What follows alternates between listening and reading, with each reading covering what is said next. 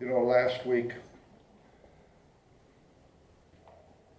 was Easter, and while we don't identify ourselves as a Christian church, something very significant happened to this fellow Jesus. He was killed for being a rule breaker.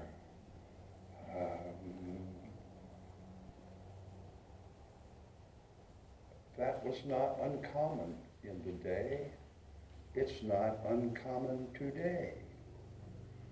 If you are an activist or don't want to follow the status quo, it can become very not good for you.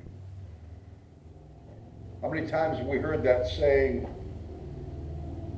an unexamined life is not worth living? We've heard that over and over. And one time I said, you know, somebody really smart said that. Maybe it was Einstein. Actually, I looked it up. I checked it out. Socrates said that in 399 BC. And he actually said that at his trial. He was on trial for having his discussion groups with young students. And he was on trial for corrupting their minds. Encouraging them to think rather than follow. And they said to him, his last thing in his trial, do you have anything to say? And he said, an unexamined life isn't worth living. They said, very well, guilty, you shall be killed. And he was. So I think, because that's kind of a scary thing to say, perhaps. So it just turns out there's an old Irish philosopher, if you look at the last quote on your order of service, that said basically the same thing, but in a much more positive fashion. I just thought we'd pass that along. Well, here at Church of the Oaks, we don't have a doctrine. We encourage you to think rather than tell you what to think.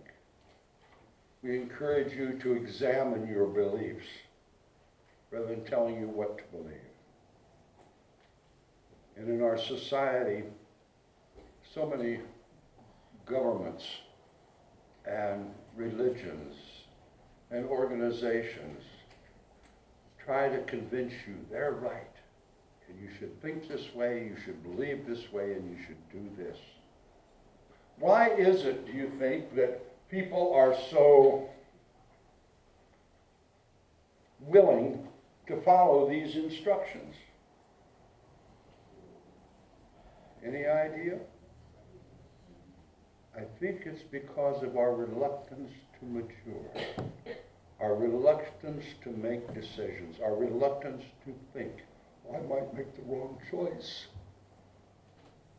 If somebody else makes the wrong choice for me, I can blame them. I don't have to assume responsibility. And that's a kind of a human trait that is very humanistic. And people who are, let's say, congenial effervescence of leaders who have a lot of personality, there's a word for it. Charismatic, that's it.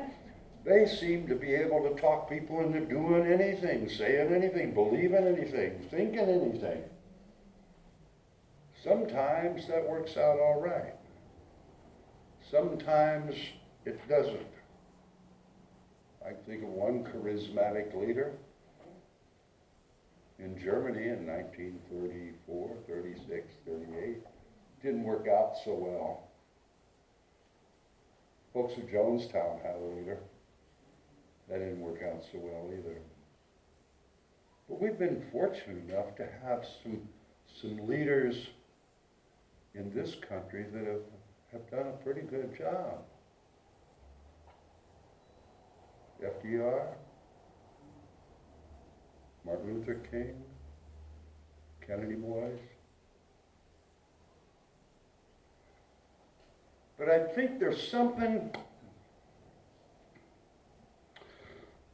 all mixed up in my order of things, so I'm just going to talk to you. I think there's something going on in our world today that is quite refreshing.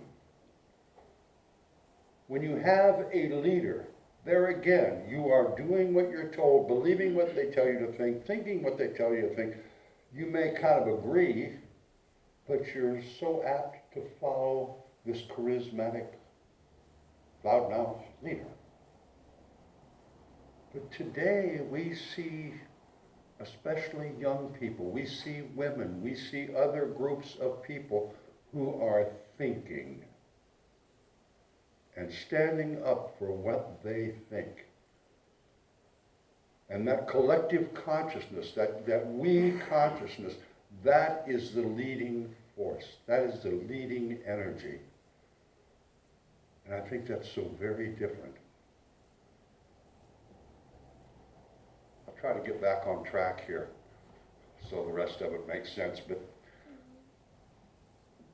many of us are here because we choose to find ways to think outside of the box. We choose to try to elevate our consciousness. Some of you may call that pursuing learning or understanding a thing called metaphysics. Some of us know exactly what that is. Some of us don't. It's okay. I wrote a definition down on the order of service, and even that is very ambiguous.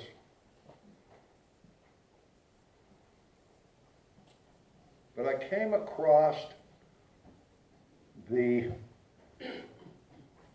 metaphysical philosophy on consciousness that some of the great metaphysical scholars have put together. And I'm going to share that with you just as a point to share.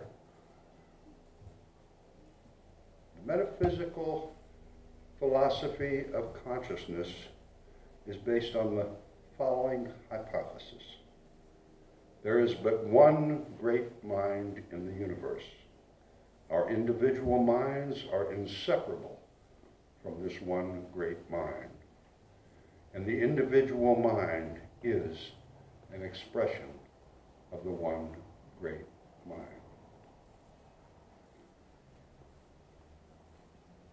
So what that tells me, just kind of kicking it around, that we are all connected. Whether we want to be or not, whether we recognize it or not, we are all connected to everything and everyone else, because we all are part of the one great mind.